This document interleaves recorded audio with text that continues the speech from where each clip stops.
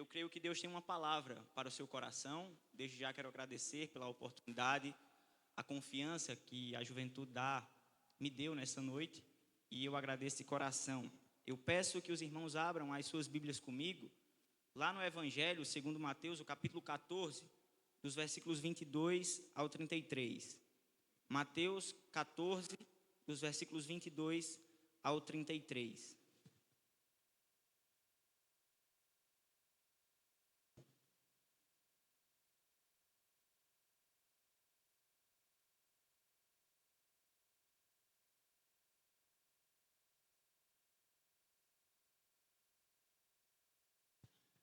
Amém? Encontramos? Os irmãos folheando ainda. Mateus 14, dos versículos 22 ao 33. Encontramos? Amém? Diz assim a palavra do Senhor. Logo a seguir, compeliu Jesus os discípulos a embarcar e passar adiante dele para o outro lado, enquanto ele despedia as multidões. E, despedidas as multidões, subiu ao monte, a fim de orar sozinho. Em caindo a tarde, lá estava ele, só. Entretanto, o barco já estava longe, a muitos estádios da terra, açoitado pelas ondas, porque o vento era contrário. Na quarta vigília da noite, foi Jesus ter com eles, andando por sobre o mar. E os discípulos, ao verem-no andando sobre as águas, ficaram aterrados e exclamaram: é um fantasma! E tomados de medo, gritaram. Mas Jesus imediatamente lhes disse: tende bom ânimo, sou eu, não temais. Respondendo-lhe Pedro, disse: se és tu, Senhor, manda-me ir ter contigo por sobre as águas. E ele disse: vem. E Pedro, descendo do barco, andou por sobre as águas e foi ter com Jesus. Reparando, porém, na força do vento, teve medo. E começando a submergir, gritou: salva-me, Senhor. E prontamente, Jesus, estendendo a mão, tomou-o e lhe disse: homem de pequena fé, por que duvidaste? Subindo ambos para o barco, cessou o vento. E os que estavam no barco o adoraram, dizendo: verdadeiramente és filho de Deus. Aleluia. Vamos orar mais uma vez. Senhor, nosso Deus e Pai, nós te agradecemos, Senhor, pela oportunidade de ouvir a tua palavra. A tua palavra que é viva e eficaz, que é poderosa, Deus, para trazer vida aonde tem morte. E nós te pedimos nessa noite, Pai, fala aos nossos corações. Me usa como instrumento, Senhor. Eu sei que eu só consigo falar aos ouvidos, mas é o Senhor quem fala aos corações. Então fala aos corações dos meus irmãos nessa noite, Pai. Esse é o meu pedido. Transmite a tua mensagem através do teu servo, Senhor, no nome de Jesus. Amém.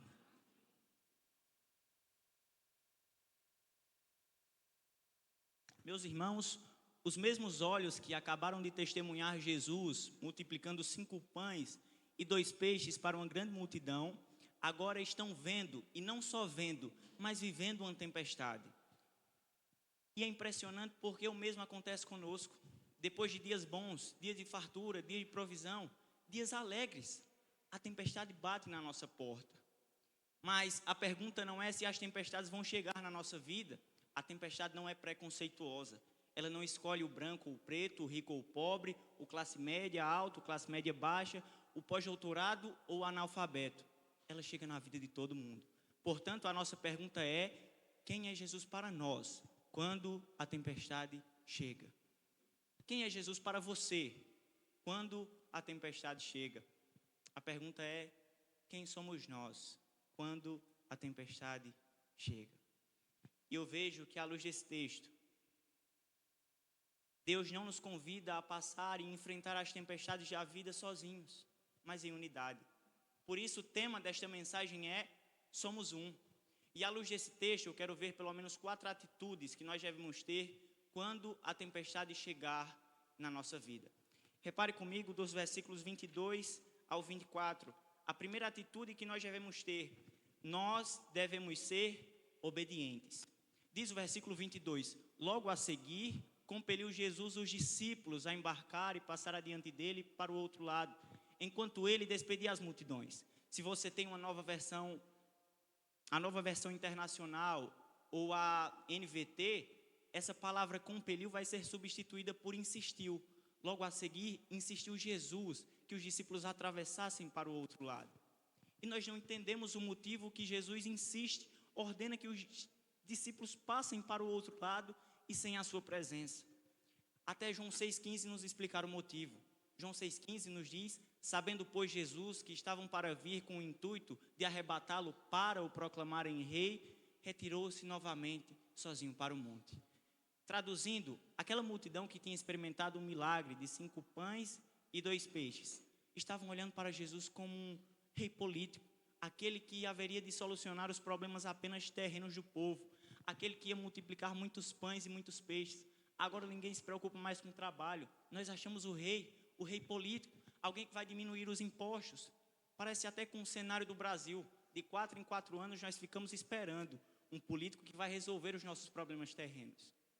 Mas Jesus não veio inaugurar um reino terreno.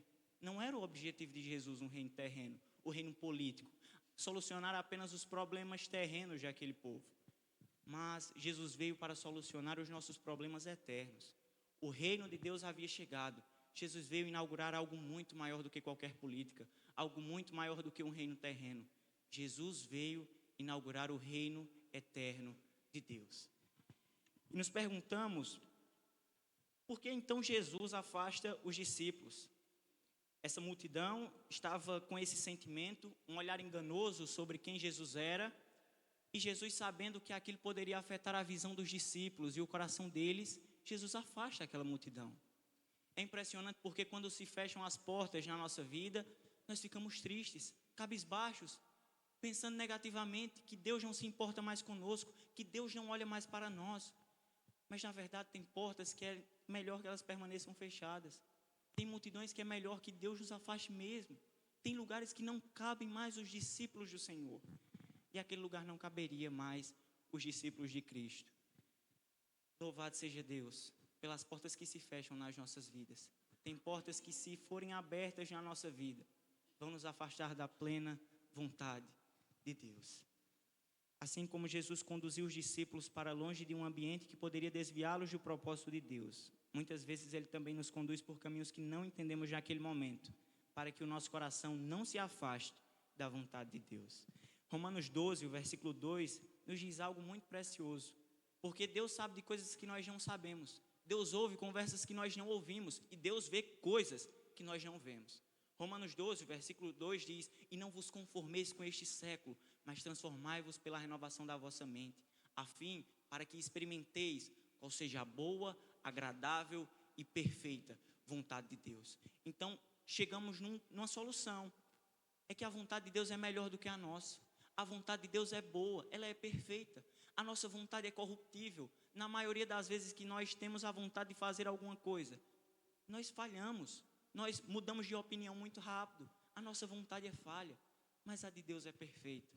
E é por isso que nós somos um na obediência. Somos um na vontade de Deus. Os discípulos do Senhor obedecem à voz dEle, porque Ele vê coisa que nós não vemos. Ele é eterno, Ele tem o melhor para as nossas vidas. Ele nunca vai nos conduzir por um caminho que seja mau para nós. Mas Deus tem planos perfeitos, planos bons para os seus filhos. Louvado seja Deus por isso. Versículo 23 diz: e despedidas as multidões, subiu ao monte, a fim de orar sozinho. Em caindo a tarde, lá estava ele só. Jesus era perfeitamente obediente e tinha tempo de intimidade com o Pai. Por mais que ele tivesse curado muitas pessoas e feito grandes milagres, ele não abriu mão do seu tempo a sós com Deus. Se nós desejamos viver uma vida que consegue enxergar o agir, o poder, a graça, o milagre perfeito de Deus, nós precisamos despedir as multidões. No nosso quarto, no lugar secreto, onde quer que seja, ficar a sós com Deus. O quanto nós precisamos de tempos sozinhos com o Senhor. Quanto está ficando escasso os discípulos de Jesus fazerem devocionais. A gente tem dificuldade de ler a Bíblia, de parar um momento, de ter intimidade com o Senhor. E talvez a gente pare e pense, não, aqueles discípulos lá atrás, eles não tinham responsabilidades, eles não tinham conta para pagar, eles não trabalhavam, e por isso eles tinham mais tempo para o Senhor. Não, é verdade, porque Jesus chama os seus primeiros discípulos quando eles estavam pescando, eles estavam trabalhando. Mateus é um cobrador de impostos, então os discípulos trabalhavam, mas eles fizeram uma escolha certa. Eles priorizaram aquilo que deveria ser priorizado. Eles priorizaram o seu tempo com Deus. Esse Jesus que é perfeito, que é obediente, que é santo, e que nós olhamos para Ele e nós vemos o nosso maior exemplo nele, na pessoa de Jesus Cristo. E se Ele precisava orar, quanto mais a nós mais ainda. Que a igreja do Senhor tenha isso, tenha esse tempo de intimidade com Deus. Que nós possamos andar segundo a vontade de Deus, depois de ter tido um momento com Ele, depois de descobrir qual é a vontade dEle, através da palavra, através da oração, através dos louvores. Esse é o meio pelo qual Deus revela a sua vontade aos seus filhos. Não são profetas que vão dizer, eis que te digo, olha, faz isso, faz aquilo. É a palavra do Senhor, é o tempo a sós com Deus. O versículo 24 diz: entretanto, o barco já estava longe, a muitos estádios da terra, açoitado pelas ondas, porque o vento era contrário. E parece irônico, porque mesmo os discípulos obedecendo ao que Deus mandou eles fazerem, o vento contrário se levantou. Nem sempre o caminho da obediência vai ser um caminho cheio de flores, mas temos uma certeza: no caminho da obediência, Deus nunca nos deixará sozinhos. Por mais que você escolha obedecer ao Senhor, isso não é uma prova, isso não é uma razão, isso não testifica que você não vai passar por dificuldades na sua vida. Os ventos contrários vão se levantar. Evangelhos que te prometem 1000 coisas, prosperidade, felicidade para sempre, que você nunca mais vai ter problemas aqui na terra, é um evangelho falso. Porque o próprio Senhor Jesus Cristo nos mostra isso na sua palavra, que ventos contrários vão se levantar. Nem sempre para aqueles que desobedecem. Não é uma explicação que nós estamos desobedecendo à vontade de Deus. Mas mesmo obedientes, seguindo a palavra do Senhor, enfrentamos desafios, enfrentamos tempestades. E eu creio que isso testifica que nós estamos no caminho certo, no caminho do Santo dos Santos. Porque se Ele, o nosso Rei, usou uma coroa de espinho, nós não devemos querer usar uma coroa de ouro, porque nós seguimos os passos do nosso Mestre, e Ele sempre tem o melhor para a nossa vida. Por mais que eles tivessem experiência com o mar, esses discípulos eram pescadores, tinham muita experiência com o mar, com o barco, eles conheciam muito bem a água, mas a experiência que eles tinham não impediu que a tempestade chegasse até o barco deles. Isso mostra o quanto nós somos dependentes da presença de Deus. Você pode ser pós-doutorado, você pode ser uma pessoa muito experiente, você pode ser inteligente, um homem trabalhador, um homem que adquiriu muitos conhecimentos na sua vida. Mas mesmo assim, nós dependemos de Deus, dependemos do Senhor. Nós somos frágeis demais, nós somos fracos demais. Sem o Senhor nós nada podemos fazer. Então que a gente se apegue nesse Senhor, que tem salvação, que nos protege, apesar das dificuldades. E eu vejo que na Bíblia existem 2 tipos de tempestade na vida do ser humano. A primeira tempestade é a tempestade de repreensão, que é quando nós desobedecemos à vontade do Senhor. Você vê e lembra da história de Jonas, que desobedeceu ao Senhor, então uma tempestade se levantou contra ele. Essa é a primeira tempestade. A segunda tempestade é a tempestade do aperfeiçoamento, que é quando Deus usa situações, experiências e aflições na nossa vida para nos mostrar o seu poder, a sua glória, a sua soberania, para nos mostrar que existe alguém que é maior do que a tempestade, para nos mostrar que, ainda que a tempestade chegue na vida dos discípulos, existe alguém que pode salvá-los, existe alguém em quem nós podemos confiar. Como nós vamos confiar que o Senhor vai nos livrar de alguma tempestade, de alguma coisa, se nós nunca enfrentamos problemas? Como você vai conseguir enxergar o agir de Deus se você nunca passou por problemas na sua vida? Mas Deus usa situações, aflições, momentos difíceis, diagnósticos difíceis, para nos mostrar que Ele é maior do que a tempestade, para nos mostrar que isso nos aperfeiçoa. Quando Paulo pediu para Jesus remover o espinho da carne dele, o Senhor Deus não retirou o espinho da carne de Paulo. Ele disse: olha, o meu poder se aperfeiçoa na tua fraqueza. Fique em paz, a minha graça te basta. A graça do Senhor sempre basta para nós. Que as tempestades da vida nos ensinem que nós podemos confiar no Senhor.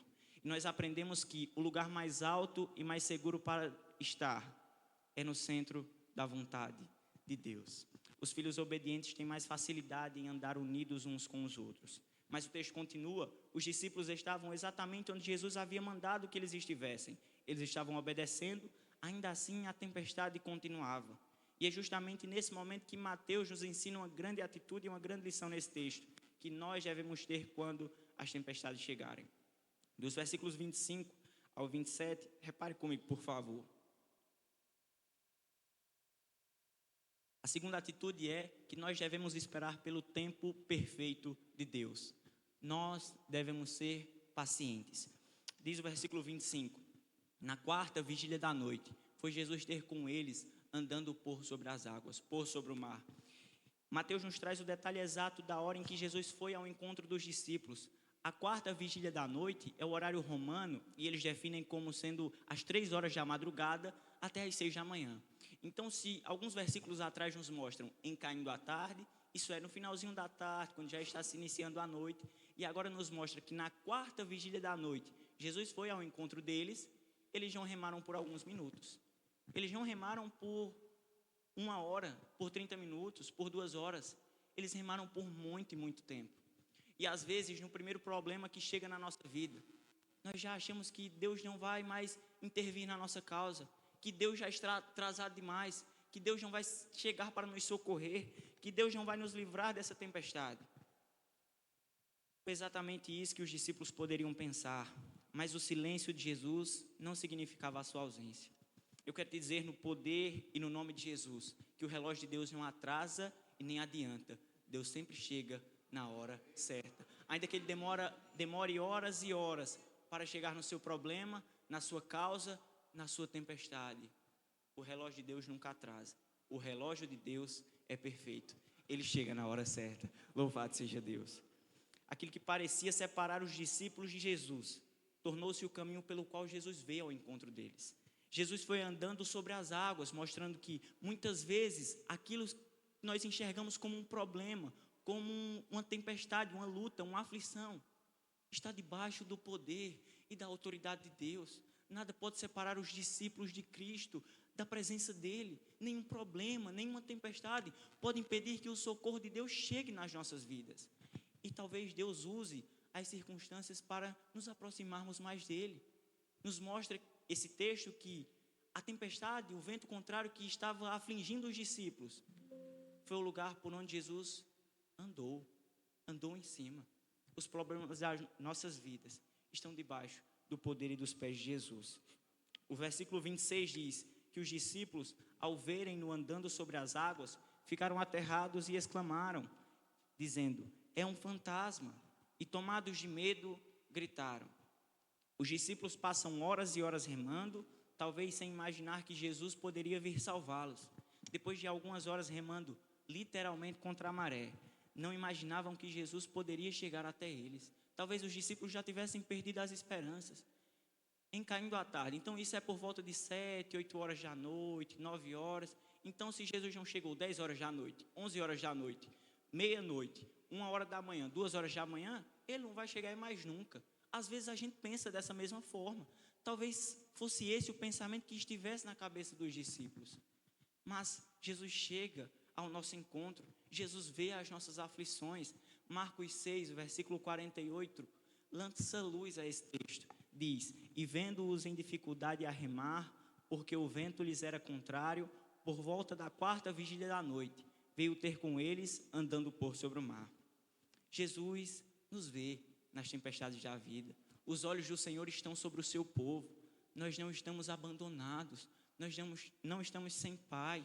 Nós não estamos sem um Senhor. Nós temos um Deus que vê e conhece cada uma das aflições.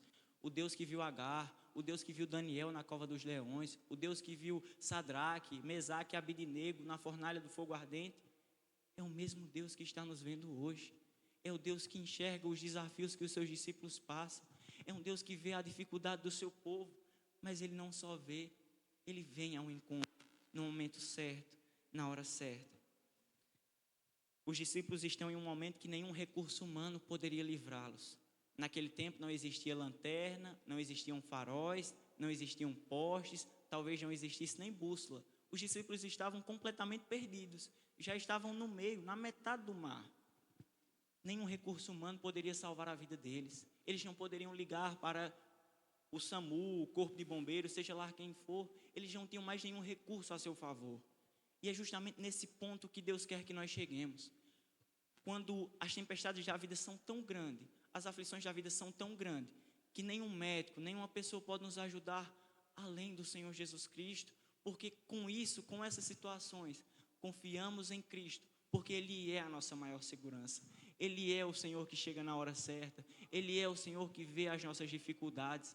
Ainda que Deus use médicos, pessoas, circunstâncias, recursos humanos, e Deus usa, louvado seja Deus, todas essas coisas são criadas pelo poder e soberania de Deus.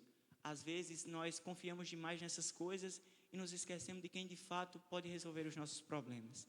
Essa pessoa tem um nome, o nome dele é Jesus. Os olhos do Senhor estão sobre nós e Ele vem ao nosso encontro. O versículo 27 diz: mas Jesus imediatamente lhes disse: tende bom ânimo, sou eu, não temais.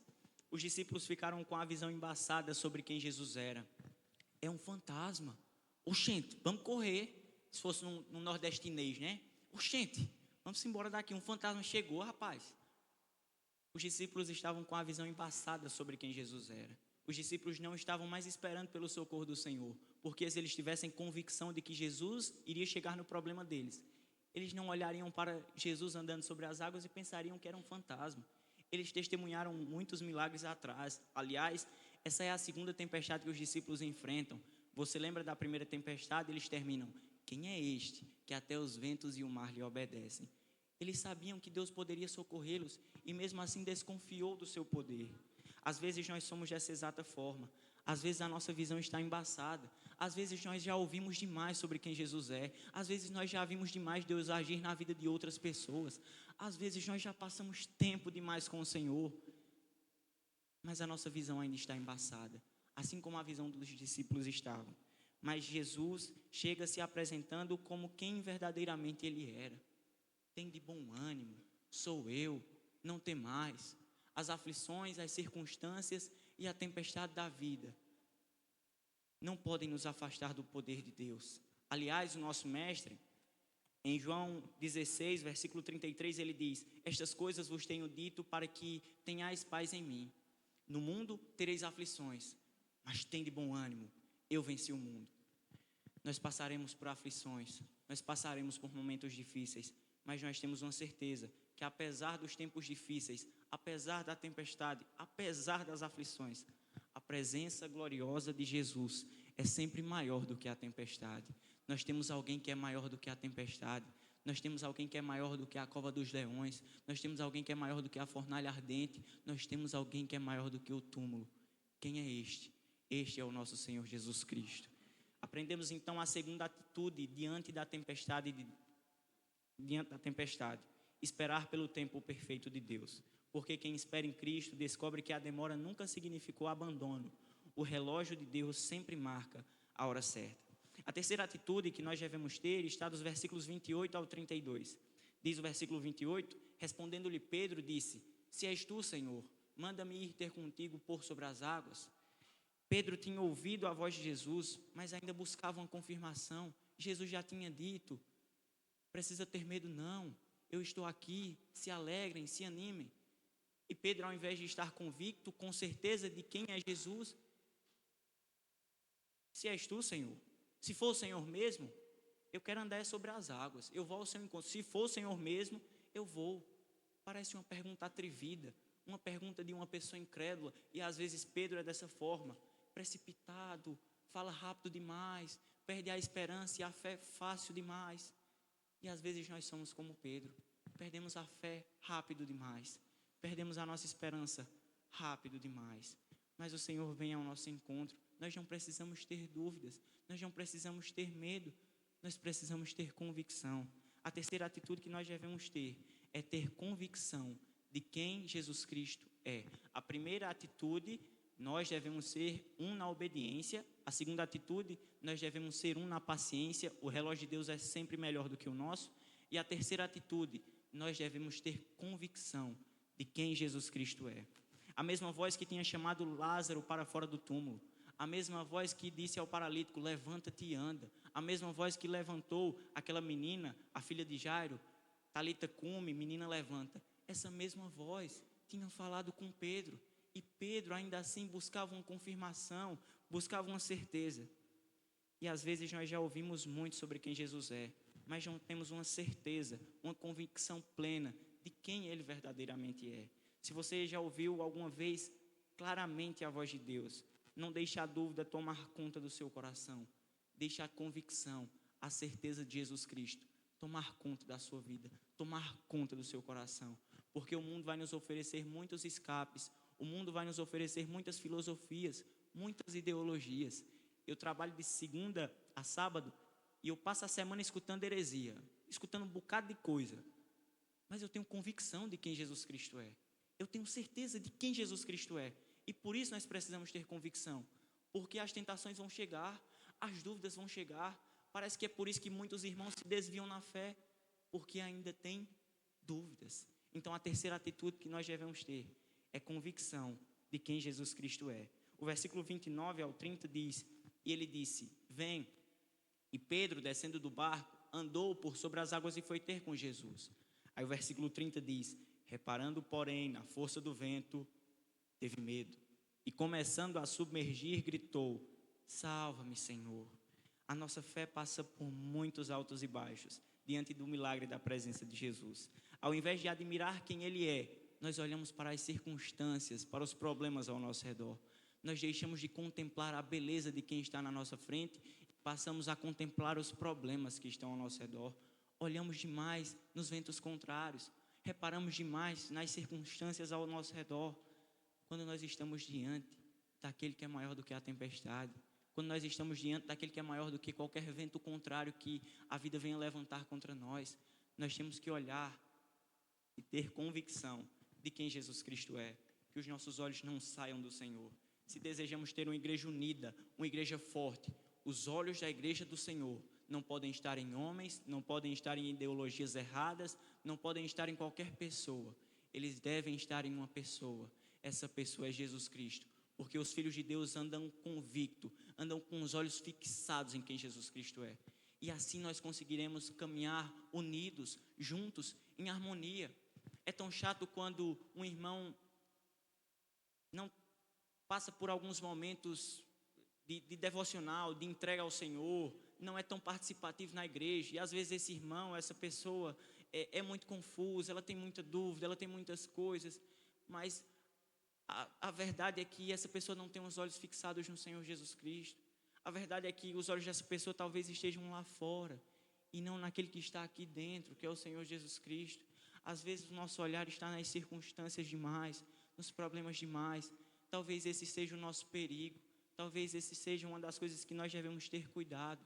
Olhar demais ao redor, ficar olhando demais para as coisas ao lado e deixar de contemplar quem o nosso Senhor Jesus Cristo é. Nós precisamos voltar os nossos olhos para a palavra de Deus, não para os eventos mundanos. Esses eventos mundanos vão passar, essas coisas vão passar, assim como os ventos contrários também passam. Mas quem não passa é uma pessoa. Essa pessoa tem um nome, esse nome é Jesus Cristo. E que os olhos da igreja do Senhor permaneçam firmes naquele que nos chamou.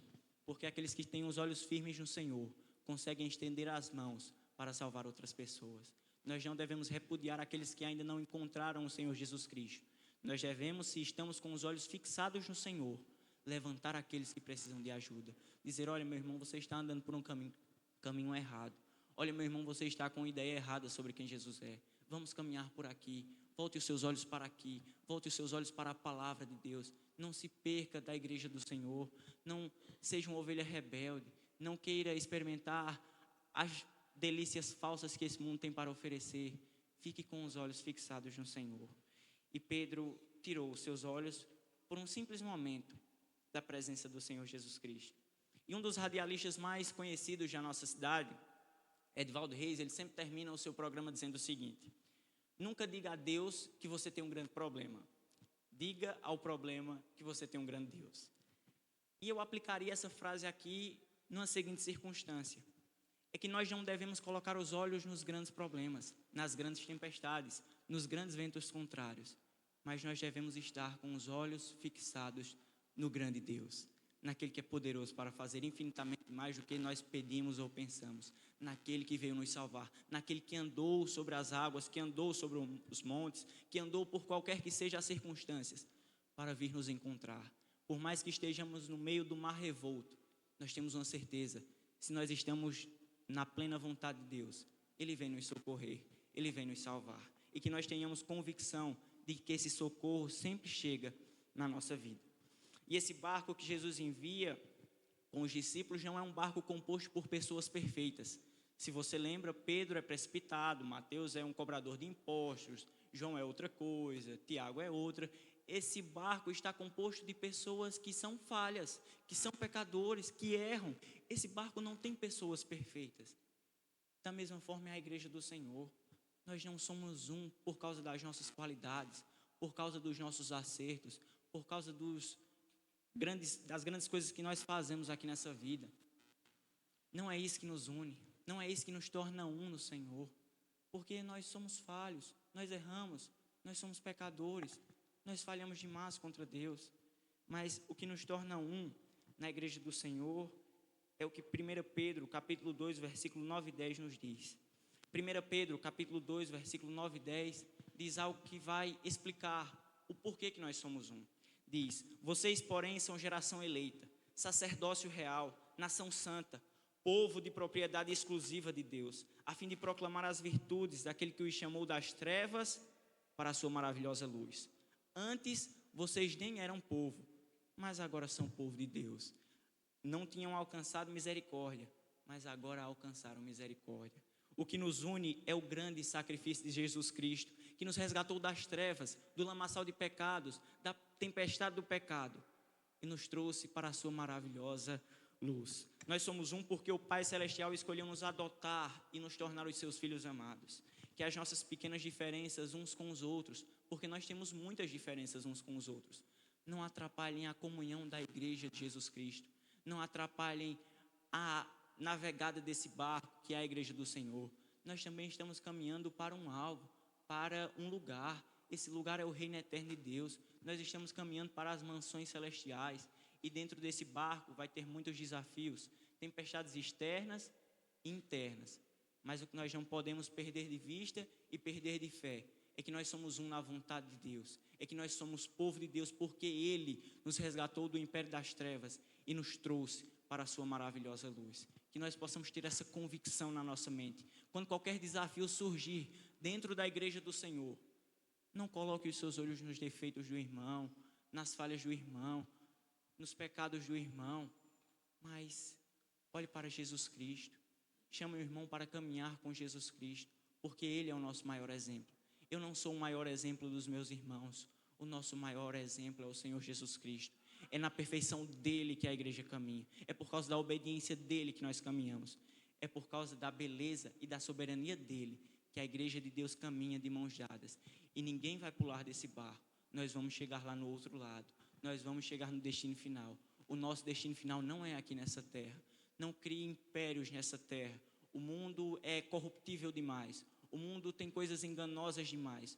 O mundo disfarça as coisas demais.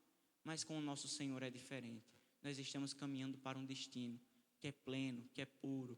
As ruas são de ouro e de cristal. E que quando nós chegarmos lá, mesmo depois de ter enfrentado as grandes tempestades, Ele enxugará dos nossos olhos todas as lágrimas. Nós vamos contemplar a beleza daquele que é perfeito, daquele que é santo, daquele que nos tirou das trevas e nos trouxe para a sua maravilhosa luz. Que possamos ser convictos na pessoa do Senhor Jesus Cristo. Apesar da pequena fé de Pedro, Jesus não virou as costas para ele e foi embora. Diz o texto que prontamente Jesus estendeu a mão e salvou ele. Assim é a igreja do Senhor. Se nós não fizermos dessa forma, nós estamos contrariando os princípios da vontade de Deus. Nós não somos perfeitos, nós não temos muitas qualidades. E quando os nossos irmãos na fé caírem ou falharem contra Deus, nós não podemos desprezá-los, nós não podemos terminar de matá-los pisando nele, nós não podemos olhar e virar as costas para esses irmãos. Nós devemos fazer como Jesus Cristo, estender a mão. Vem cá, meu irmão, vamos caminhar junto. Vem cá, meu filho, vamos no caminho certo, o caminho do Senhor, porque esse é o exemplo de Jesus. Quem é mais perfeito do que Jesus? Quem é mais santo do que Jesus? Quem é mais poderoso do que Jesus? Quem poderia rejeitar Pedro mais do que Jesus? Porque Jesus é perfeito, Jesus é plenamente obediente. Pedro duvidou da presença de Jesus. Deus tinha total razão se ele virasse as costas para Pedro, porque Pedro duvidou da presença dele. Mas dá para sentir o amor e a misericórdia de Deus. estendendo a mão para o mais vil pecador. Assim Jesus Cristo fez conosco na cruz do Calvário. Estendeu a sua mão e nos tirou da grande tempestade das trevas. Nos resgatou daquele império de pecado, daquele império de trevas. Estendeu a mão, disse: vem cá, todo aquele que está em Cristo, nova criatura é. Eu vou fazer coisas novas na tua vida. Eu vou mudar a sua situação. A sua circunstância atual não é o que te define. O que te define é aquele que te salvou. Essa pessoa tem um nome, é Jesus Cristo. Ventos contrários vão se levantar, mas existe uma certeza que permanece. Se estamos em Cristo, nós não estamos sozinhos na tempestade. Quando Jesus entra no barco, o vento cessa. Versículo 32 diz: subindo ambos para o barco, cessou o vento. A nossa segurança não está em saber quando o vento contrário vai parar, quando as circunstâncias vão parar, mas está em saber quem está conosco dentro do barco, está em saber quem está governando a nossa vida, está em saber quem é que comanda a nossa vida e que está acima das tempestades.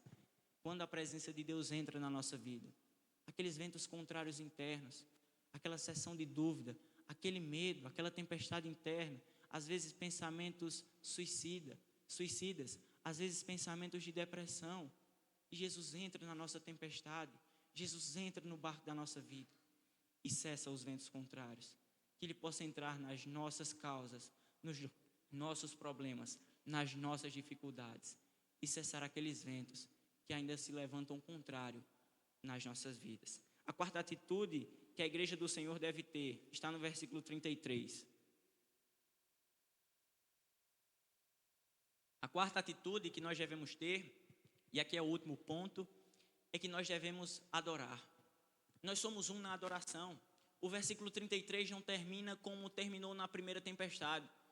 A primeira tempestade diz que, no final da passagem diz: e maravilharam-se os que estavam no barco, dizendo: quem é este que até os ventos e o mar lhe obedecem? Quem é este? Isso não é uma coisa de se admirar, ainda que seja glorioso. Quem é este que acalma os ventos e o mar? Mas eles terminaram a primeira tempestade com dúvida. Eles terminaram com dúvida de quem era Jesus, mesmo depois de experimentar uma calmaria vindo da parte dele. Mas o versículo 33 desse texto termina de forma gloriosa. Termina dizendo: e os que estavam no barco o adoraram, dizendo: verdadeiramente és filho de Deus. A segunda tempestade terminou com convicção, terminou com adoração, terminou com certeza. E assim deve ser na nossa vida. Essa passagem começa com obediência e em seguida uma tempestade acomete os discípulos do Senhor. Esse para mim é o ponto mais alto desse texto. É que diante da dúvida e da experiência vivida por Pedro, não é só ele que finaliza adorando a Jesus, mas todos os que estão no barco. A tempestade, a espera no mar, o vento contrário, o quase afogamento de Pedro, tudo isso não impediu os discípulos do Senhor de olharem para ele, o adorarem, dizendo: verdadeiramente és filho de Deus, verdadeiramente o Senhor nos salvou, verdadeiramente o Cristo enviado da parte de Deus, o Cordeiro de Deus tirou o nosso pecado. Que a nossa vida possa ser dessa forma, terminar com adoração. As circunstâncias difíceis não são o que nos define. O que nos define não são as circunstâncias difíceis, mas é quem nós somos no Senhor.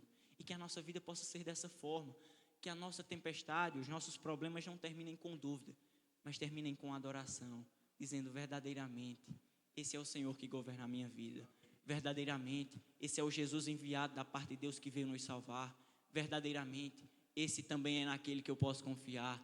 Verdadeiramente, esse é o meu amigo, em quem eu tenho descanso pleno, em quem eu tenho segurança, em quem eu posso confiar e posso adorar em espírito e em verdade.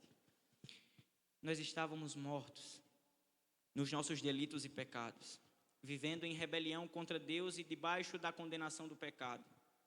E veja que Colossenses 1, versículo 19 e 20, nos diz algo maravilhoso. Diz: porque aprove a Deus que nele residisse toda a plenitude, e que, havendo feito a paz pelo sangue da sua cruz, por meio dele reconciliasse consigo mesmo todas as coisas, quer sobre a terra, quer nos céus. Nós éramos inimigos de Deus por causa do nosso pecado. A ira de Deus estava sobre nós, mas Jesus Cristo na cruz do Calvário olhou para nós, teve compaixão, olhou para aqueles que estavam escarnecendo ele e disse: Pai, perdoa-lhes, porque eles não sabem o que fazem. É um Pai, é um Senhor Jesus Cristo que é misericordioso. E na cruz do Calvário, Jesus Cristo declara: Tetelestai, tudo está consumado. A nossa dívida foi paga em Jesus Cristo. Mas para que a nossa dívida, os nossos problemas, a tempestade e a ira de Deus contra nós causada por causa do nosso pecado, para que ela seja cessada, para que esse vento contrário seja cessado, nós precisamos olhar para esse Senhor Jesus Cristo, crer que Ele na cruz do Calvário veio nos salvar, crer que Ele é o nosso Salvador e Senhor das nossas vidas, nos arrependermos dos nossos maus caminhos, porque Ele já nos reconciliou com Deus, por causa do seu sangue precioso, por causa do seu sacrifício. Ele nos substituiu na cruz do Calvário. Aquele lugar não era o dele, era o nosso. E Ele foi lá, foi plenamente obediente a Deus, tomou o nosso lugar e disse: tudo está consumado. Ele disse: eu sou a ressurreição e a vida, e todo aquele que crê em mim, eu sou a ressurreição e a vida. Me fugiu o versículo. Eu sou a ressurreição e a vida, e todo aquele que crê em mim, ainda que morra, viverá. Então Jesus Cristo cessa os ventos contrários, cessa a tempestade. Quando Ele diz isso, Ele nos dá uma segurança na cruz do Calvário. E nós podemos olhar para Ele e o adorá-lo em espírito e em verdade, crer que na cruz do Calvário Ele levou consigo todos os nossos pecados, e que a nossa vida não termine com os problemas nos perguntando: quem é este? Com dúvida. Que a nossa vida não termine com dúvida, mas termine com convicção. Não quem é este, mas dizendo: verdadeiramente, Jesus Cristo é o Filho de Deus. Verdadeiramente, Ele veio me salvar. Verdadeiramente, Ele é aquele que é o Senhor da minha vida e me livrou do mal do pecado. E que nós terminemos com essa convicção de que o Filho de Deus também é aquele que governa a nossa vida. A primeira atitude desse texto é que nós devemos ser obedientes. A segunda atitude é que nós devemos ser pacientes. Aqueles que esperam no Senhor renovam as suas forças. A terceira atitude, nós precisamos terminar com convicção. Jesus Cristo é a nossa ressurreição, Ele é a nossa vida. Ele é quem nos dá plena segurança em meio às dúvidas da vida. E a quarta e última atitude é que nós devemos ser adoradores. Nós devemos ser na adoração. E todas as vezes que eu leio esse texto, eu lembro que nós somos um milagre. Apesar dos tempos difíceis da vida, das angústias, da dor, nós também somos um milagre. Nós somos unidos, nós somos um só rebanho, nós somos um só povo. Nós somos tudo isso, mas eu lembro também que nós somos um milagre. Porque nós estávamos mortos em nossos delitos e pecados, e Jesus Cristo escolheu estender a sua mão sobre nós. E a minha oração e o meu pedido a Deus é que a igreja do Senhor termine adorando a Ele, e não com dúvida. Termine adorando, dizendo: verdadeiramente, Jesus Cristo é o Filho de Deus. O meu maior pedido nessa noite é que Jesus Cristo escreva na nossa história que os que estavam aqui na primeira igreja batista de Monteiro adoraram a Jesus Cristo em espírito e em verdade. Você talvez tenha entrado aqui nesse lugar com muitas dúvidas, assim como eu entrei um dia. Mas no dia 1 de outubro de 2023, Deus colocou uma certeza no meu coração. Ele tirou toda aquela dúvida, todos aqueles pensamentos maus, e trocou por uma certeza, e uma certeza eterna, que verdadeiramente Ele é o Filho de Deus. E eu queria convidar a igreja do Senhor a ficar de pé nesse momento. Já estou terminando a mensagem. E queria convidar o nosso irmão Gil. E eu queria te pedir no poder e no nome de Jesus, que você não saísse daqui dessa noite sem adorar quem Jesus Cristo é. Dizendo que não há problema, não há dor, não há sofrimento que possa impedir a mão de Jesus de nos ajudar. Não há nenhuma circunstância difícil que impeça o Senhor de nos ajudar. E lembre-se, se você está aqui nessa noite, é porque você é um milagre de Deus. Nós somos um milagre de Deus. Às vezes nos esquecemos disso. E que a gente possa sair dessa noite, assim como vocês já vinham adorando. Nós já estávamos adorando lindamente ao Senhor.